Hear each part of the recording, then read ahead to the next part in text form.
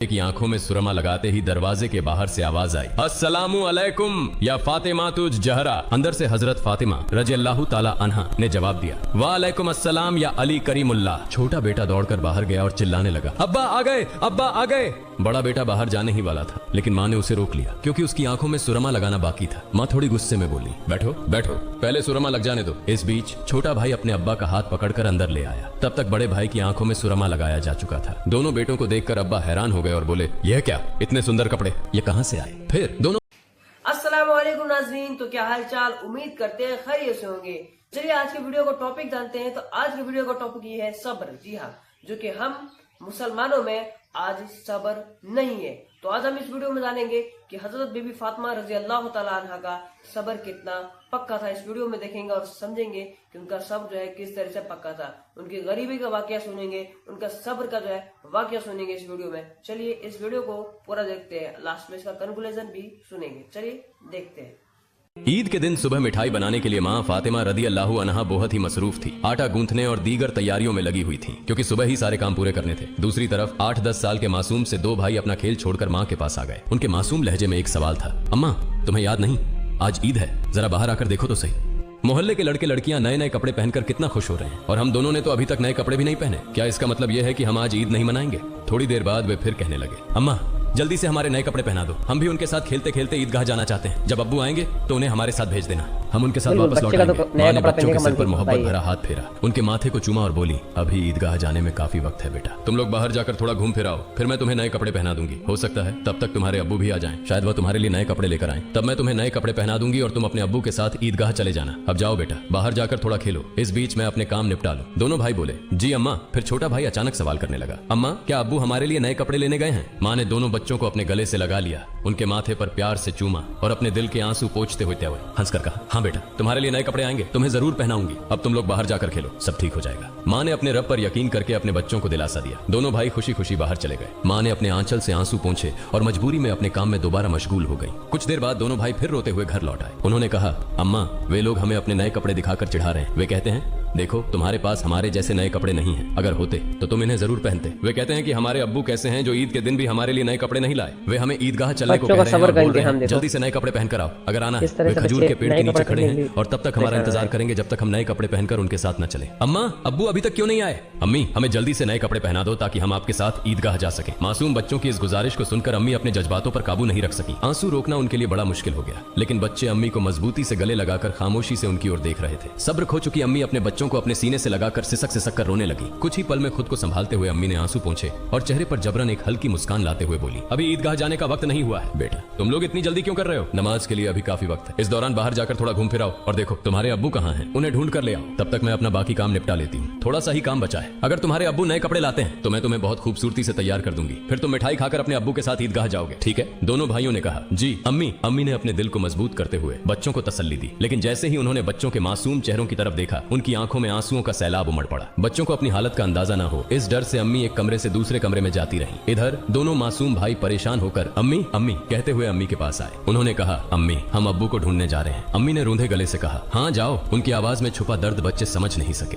बड़े भाई ने अफसोस जताते हुए कहा, अब्बू कहाँ होंगे? छोटे भाई ने बड़े भाई से पूछा, अब्बू कहाँ गए? बड़े भाई ने जवाब दिया, पता नहीं, चलो इधर उधर ढूंढते हैं। छोटे भाई के कंधे पर हाथ रखते हुए दोनों भाई अब्बू की तलाश में निकल पड़े। इधर अम्मी अपने दिल का दर्द कम करने का कोई रास्ता नहीं पा रही थी। उनकी बेचैनी और बढ़ गई। वह सोचने लगी, मैं अपने मासूम बच्चों को कैसे बताऊं कि आज उन्हें नए कपड़े पहनाने की सामर्थ्य हमारे पास नहीं है, फिर भी उन्हें कैसे तसल्ली दूं? और आज तो ईद का दिन है, वे मेरी बात क्यों मानेंगे? या अल्लाह तुम्हारे अलावा कोई सहारा नहीं। ईद के लिए जो मिठाई बनाई है वह भी कई दिनों तक थोड़ा थोड़ा गेहूं बचाकर तैयार की है, उसी से हलवा और रोटी बनाई है, लेकिन नए कपड़े कहां से लाऊं? या अल्लाह ये बोझ क्यों डाल दिया इस अम्मी के सिर पर? तुम तो सबकी हालत जानते हो, मैं इन मासूम बच्चों को कैसे समझाऊं? या अल्लाह तुम रहम दिल और सर्वशक्तिमान हो, झूठ बोलना गुनाह है। यह जानते हुए भी मैं अपने बच्चों को झूठे दिलासे और उम्मीद देकर बहला रही हूँ, लेकिन अब मैं क्या करूँ ये तो बता दो। हे अल्लाह तुम मुझे रास्ता दिखाओ, तुम मेरे गरीब पति की हालत जानते हो, तुम गरीबों के हालात से वाकिफ हो, हे रहमान हे रहीम। यह कहते कहते माँ रसोई में चली गई और जोर जोर से चक्की चलाने लगी। चक्की के घुर्र घुर्र की आवाज के साथ उनके दिल का दर्द भी बाहर आने लगा। आंसू पोंछते हुए भले ही मिठाई बनाने का काम तेजी से चल रहा था, लेकिन जैसे ही यह काम पूरा होने को आया एक और मुश्किल सामने खड़ी हो गई। तभी अम्मा अम्मा कहते हुए दो मासूम बच्चे हांफते हांफते माँ के पास आकर खड़े हो गए। माँ ने कहा, बोलो बेटा क्या बात है? माँ ने अपनी इच्छाओं और आराम को हमेशा पति की गरीबी को देखकर दबा कर रखा था। वह थोड़े में ही खुश रहती थी, लेकिन आज मासूम बच्चों की छोटी सी ख्वाहिश ने उनके धैर्य को तोड़ दिया। उन्होंने खुद को संभालते हुए बच्चों को गोद में उठा लिया, मुस्कुराने की कोशिश की, उनके माथे पर चुंबन किया और कहा, बोलो बेटा क्या कहना है। दोनों बच्चों ने हाथों से अपनी आंखें मसलना शुरू कर दिया। यह देखकर छोटे भाई ने भी बड़े भाई की नकल कर ली। माँ ने कहा, देखो बेटा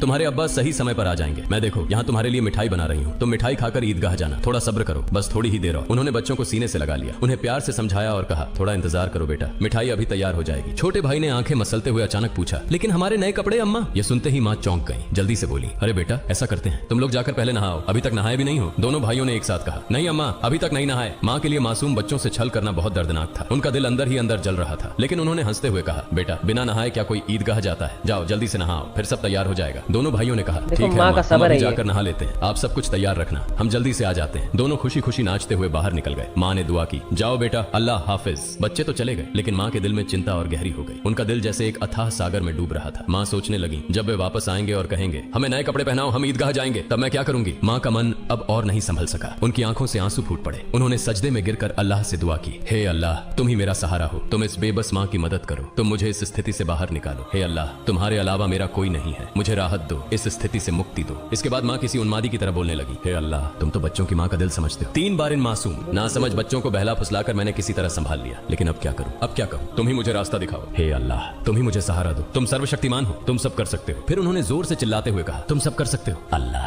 तुम सब कर सकते हो। उधर नहाने के बाद दोनों भाई खुशी खुशी हाथ में हाथ डाले घर की ओर चल पड़े। कुछ ही देर में दोनों भाई हंसते खेलते घर पहुंचे और जोर से आवाज देने लगे, अम्मा अम्मा हम आ गए अम्मा। लेकिन माँ की ओर से कोई जवाब नहीं आया। छोटा भाई बड़ी मासूमियत से अपने बड़े भाई की ओर देखने लगा और पूछा, भैया माँ बोल क्यों नहीं रही हैं, क्या माँ सो रही हैं? बड़ा भाई छोटे भाई को अपनी बाहों में लेकर उसे दिलासा देने लगा, रुको मैं देखता हूँ। जैसे ही बड़ा भाई माँ को जगाने के लिए हाथ बढ़ाने वाला था, उसी समय दरवाजे पर जोर से खटखटाने की आवाज आई। बड़े भाई ने डरते हुए पूछा, कौन है बाहर? बाहर से कोई जवाब नहीं आया। दोनों भाई चकित होकर एक दूसरे की ओर देखने लगे। छोटा भाई डर के मारे बड़े भाई से चिपक गया। तभी फिर से दरवाजे पर जोर से खटखटाने की आवाज हुई। डर और घबराहट से दोनों भाई चिल्ला पड़े, अम्मा अम्मा बाहर कौन है? लेकिन माँ की ओर से कोई आवाज नहीं आई। फिर दरवाजे पर खटखटाने की आवाज के साथ कुछ भारी खड़खड़ाने की आवाज सुनाई दी। दोनों भाई डर गए। उन्हें पता था कि अगर कोई रिश्तेदार, परिवार का सदस्य या पड़ोसी घर पर आता है तो वह हमेशा सलाम करता है, लेकिन ये सब कुछ उल्टा हो रहा था। बड़े भाई ने छोटे भाई को और कसकर गले लगाते हुए कहा, मुझे समझ नहीं आ रहा ये क्या हो रहा है, माँ भी कुछ बोल नहीं रही है। डरते डरते दोनों भाई दरवाजे के पास गए। जैसे ही वे वहां पहुंचे, बाहर से फिर से खटखटाने की आवाज आई। दोनों भाई थोड़ा पीछे हटे और जोर से चिल्लाकर पूछा, कौन है दरवाजे पर? बाहर से आवाज आई, मैं दर्जी हूँ, दरवाजा खोलो। दोनों भाई हैरान रह गए। उन्होंने पूछा, दर्जी आप यहाँ क्यों? बाहर से आवाज आई, हाँ मैं दर्जी हूँ, दरवाजा खोलो, मैं तुम्हारे लिए नए कपड़े लेकर आया हूँ, इन्हें ले लो। जैसे ही यह बात सुनी, दोनों भाइयों ने जल्दी से दरवाजे की कुंडी खोली। सामने एक व्यक्ति नए कपड़ों के गट्ठर के साथ खड़ा था। दोनों भाई एक पल के लिए हैरान रह गए। दर्जी ने कपड़े उनकी ओर बढ़ाए। बड़े भाई ने झटपट सारे कपड़े अपने हाथों में ले लिए और छोटे भाई का हाथ पकड़कर तेजी से दौड़ते हुए माँ के पास पहुंचा। उस समय माँ अब भी संभल नहीं पाई थी, वह गुपचुप आंसू बहा रही थी। दोनों भाई बोले, अम्मा अम्मा देखो दर्जी हमारे लिए कितने सुंदर सुंदर नए कपड़े लेकर आया है, जल्दी से हमें कपड़े पहनाओ, हम ईदगाह जाएंगे। बड़े भाई की बात सुनते ही छोटा भाई भी चहकते हुए बोला, हाँ अम्मा जल्दी करो, अगर देर हो गई तो हमें नमाज का समय नहीं मिलेगा। माँ यह सुनकर हैरान रह गई। कुछ पल के लिए बच्चों की ओर देखा और उन्हें गले लगाकर फूट फूट कर रोने लगी। इसके तुरंत बाद उन्होंने बच्चों को छोड़ दिया और सीधे सजदे में गिर गई। उन्होंने कहा, है अल्लाह तुम्हारी महानता को कौन समझ सकता है। उन्हें तुरंत समझ में आ गया कि जो व्यक्ति नए कपड़े लेकर दर्जी बनकर आया था, वह वास्तव में दर्जी नहीं था, निश्चित ही वह अल्लाह के भेजे हुए फरिश्तों में से एक था। माँ सजदे से उठी और जल्दी से बच्चों से बोली, जाओ बेटा जाओ, उसे मेरा सलाम कह देना और कहना कि वह आज हमारे घर से विदा हो जाए। लेकिन बच्चों को यह बात याद ही नहीं रही। दोनों भाई नए कपड़े पाकर इतने खुश थे कि उनकी खुशी का ठिकाना नहीं रहा। माँ ने बच्चों को देख उनके सिर और पीठ पर हाथ फेरकर उन्हें गोद में लेकर प्यार किया और माथे पर चूमा। फिर हल्के से डांटते हुए कहा, बेटा क्या तुम अभी तक नहीं गए? दर्जी साहब को क्या लगेगा? वे सोचेंगे कि इस घर के लोग कितने बदतमीज हैं। मेहमान बाहर दरवाजे पर खड़ा है और तुम यहाँ मस्ती कर रहे हो, तुमने उसे भूल ही गए। ये तो बहुत बड़ा गलत व्यवहार है। तुरंत जाओ उसे मेरा सलाम पहुंचाओ और कहना कि वह आज हमारे मेहमान बने। जाओ बेटा, उन्हें बैठक में आराम से बैठने के लिए कहो। बिना देरी किए दोनों भाई दरवाजे की ओर भागे, लेकिन तब तक दर्जी घोड़े पर सवार होकर घर से बहुत दूर निकल चुका था। दोनों भाई जोर से चिल्लाने लगे, दर्जी साहब, ओ दर्जी साहब, अम्मा ने आपको सलाम कहा है, जल्दी वापस आइए, आज आप हमारे घर दावत पर आइए, हम बैठक का दरवाजा खोल रहे हैं। लेकिन दूर से हवा के साथ जवाब आया, अपनी अम्मा और अब्बा को मेरा सलाम देना, किसी और समय मिलने आऊंगा, अस्सलाम वालेकुम। दोनों भाई दौड़ते हुए माँ के पास आए और सब कुछ बता दिया। बोले, दर्जी साहब ने तुम्हें और अब्बा को सलाम कहा है, वह घोड़े पर सवार होकर उस तरफ जा रहे हैं, जल्दी आओ। माँ, उन्हें देखोगी ना? जल्दी करो और खिड़की से देख लो, जल्दी आओ। माँ, अगर देर करोगी तो उन्हें फिर नहीं देख पाओगी। दर्जी साहब कितने खूबसूरत लगते हैं, आओ ना। माँ ने बच्चों की बात सुनकर खिड़की के पास आकर खड़ी हुई और बाहर की ओर देखा। उन्होंने देखा एक तेजस्वी पुरुष नजर आया। वह आकाश की ओर उड़ते जा रहे थे और उनके शरीर की चमक चारों ओर फैली हुई थी। उनकी रोशनी सूर्य की किरणों को भी फीका कर रही थी। मां तन्मय होकर यह सब देख रही थी। अचानक वह पुरुष घोड़े सहित कहीं अदृश्य हो गए। उन्हें अब और नहीं देखा जा सकता था। इतने में दोनों भाई जोर से चिल्लाकर बोले, अम्मा, अम्मा देखो, वो रहे अब्बा, दूर से आ रहे हैं। वह मां ने बच्चों को लेकर अंदर कमरे में ले गईं और उनके शरीर पर नए कपड़े पहनाने लगी। उसकी आंखों से खुशी के आंसू बह रहे थे। दोनों भाइयों ने हैरानी से पूछा, अम्मा, अम्मा, तुम क्यों रो रही हो? मां ने कहा, बेटा मैं क्यों रो रही हूँ, यह तुम अभी नहीं समझोगे। तुम्हारी उम्र अभी इतनी नहीं हुई है, लेकिन आज से यह बात याद रखना, एक पल के लिए भी अल्लाह ताला को भूलना मत। अल्लाह को हमेशा याद रखना। जो हमेशा अल्लाह को याद रखता है वह कभी भी मुसीबत में नहीं पड़ेगा। अगर तुम इस छोटी सी बात को हमेशा अपने दिल में बसा लोगे और जिंदगी भर अल्लाह को नहीं भूलोगे तो देखोगे कि अल्लाह हमेशा तुम्हारी मदद करेगा। वह कभी तुम्हें कठिनाइयों में नहीं डालेगा। माँ अपने बच्चों को यही नसीहत दे रही थी और साथ ही उन्हें नए कपड़े पहना रही थी। जब बच्चों को सजाने का काम पूरा हो गया तो माँ ने सुरमे का डिब्बा लाकर छोटे बेटे की आंखों में सुरमा लगाया। बड़े बेटे की आंखों में सुरमा लगाते ही दरवाजे के बाहर से आवाज आई, अस्सलामु अलैकुम या फातिमा तुझ जहरा। अंदर से हजरत फातिमा रज़ियल्लाहु ताला अन्हा ने जवाब दिया, वालेकुम अस्सलाम या अली करीमुल्लाह। छोटा बेटा दौड़कर बाहर गया और चिल्लाने लगा, अब्बा आ गए, अब्बा आ गए। बड़ा बेटा बाहर जाने ही वाला था, लेकिन माँ ने उसे रोक लिया क्योंकि उसकी आंखों में सुरमा लगाना बाकी था। माँ थोड़ी गुस्से में बोली, बैठो बैठो, पहले सुरमा लग जाने दो। इस बीच छोटा भाई अपने अब्बा का हाथ पकड़कर अंदर ले आया। तब तक बड़े भाई की आंखों में सुरमा लगाया जा चुका था। दोनों बेटों को देखकर अब्बा हैरान हो गए और बोले, यह क्या, इतने सुंदर कपड़े,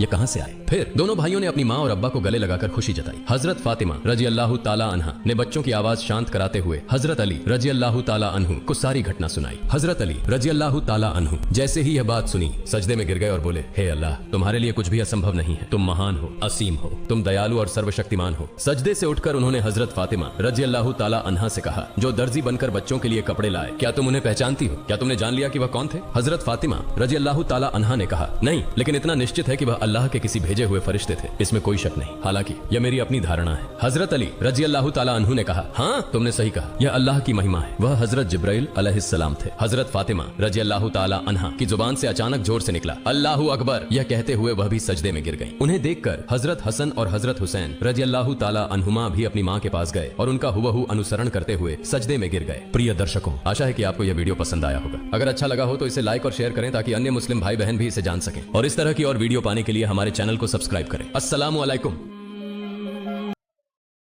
तो नाजरीन, इस वीडियो को हमने और आपने देखा और इस वीडियो से ये सीखने को मिला कि हमें अपनी ज़िंदगी में किस तरह से सब्र करना चाहिए। जी हाँ, जैसे कि आपको पता है कि हम मुसलमान आज सब्र नहीं करते हैं, क्योंकि देखिए आप इस वीडियो को अगर आपने पूरा देखा होगा तो इस वीडियो में देखा कि हज़रत बीबी फातिमा रज़ियल्लाहु ताला अन्हा का किस तरह से उनका सब्र पक्का था और सब्र की वजह से अल्लाह रब्बुल इज़्ज़त ने उनको उनके बच्चों के लिए जो है वो कपड़ा भेजा।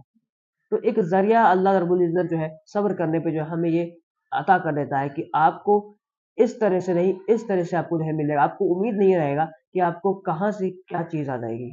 तो बस हमें सब्र करना चाहिए। तो नाज़रीन, अगर इस चैनल पर आप नए हैं, इस चैनल पर नए हैं और पहली बार वीडियो देख रहे हैं, तो हमारे चैनल को सब्सक्राइब कीजिएगा, लाइक कीजिएगा और अपने घर, अपने फैमिली, अपने दोस्तों के साथ जो है शेयर कीजिएगा। तो मिलते हैं फिर इसी तरह के और भी अच्छी वीडियो में। तब तक के लिए अल्लाह हाफ़िज़।